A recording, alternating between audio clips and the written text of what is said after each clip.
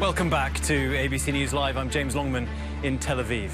The non-profit organisation Save the Children is calling for an immediate ceasefire between Hamas and Israel. A humanitarian crisis is unfolding as Gazans flee the bombs raining down on them.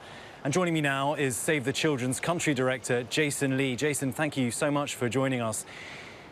So, big picture, what's the situation facing children inside Gaza, and what is Save the Children doing right now to help them?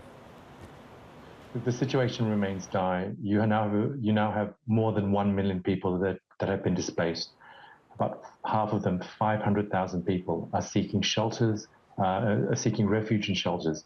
These shelters have no access to food, water, medical care, medicines, and essential supplies needed to sustain life.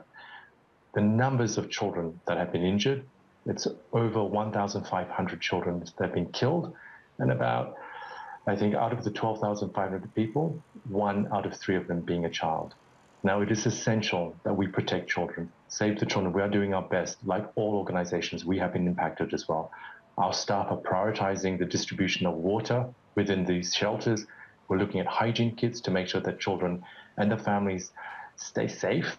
And of course, much more is needed. We're pre-packing food. We're trying to find whatever vendors are left, whatever supplies we have left, that we can release immediately to the civilian population and children in Gaza.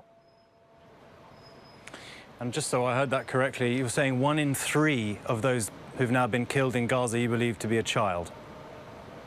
So there's been a total of 3,800 people killed, and at least 4 out of 10 of those are children.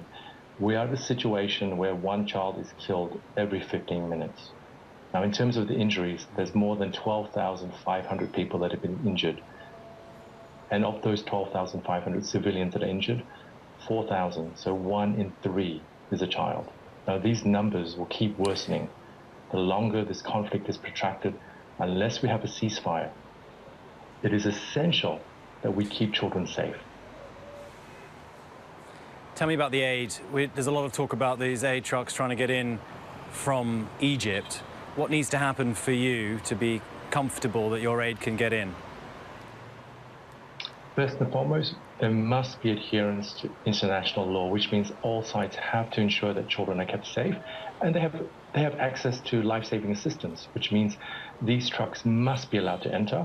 Although these 20 trucks are just a drop in the ocean, it is not enough to meet all the needs of Gazans.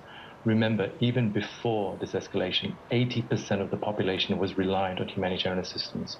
So we must get the aid in. We must ensure that humanitarian personnel can also enter, because we need to go in. We need to identify the children. We need to find the most vulnerable children, and we need to deliver those assistance to them.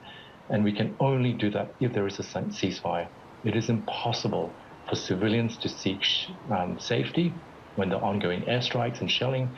And it's also impossible for humanitarians to deliver assistance under those conditions.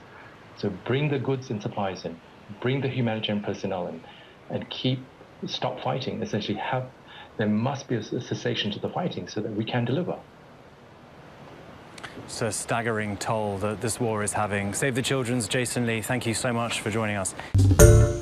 Hi everyone, George Stephanopoulos here. Thanks for checking out the ABC News YouTube channel. If you'd like to get more videos, show highlights, and watch live event coverage, click on the right over here to subscribe to our channel, and don't forget to download the ABC News app for breaking news alerts. Thanks for watching.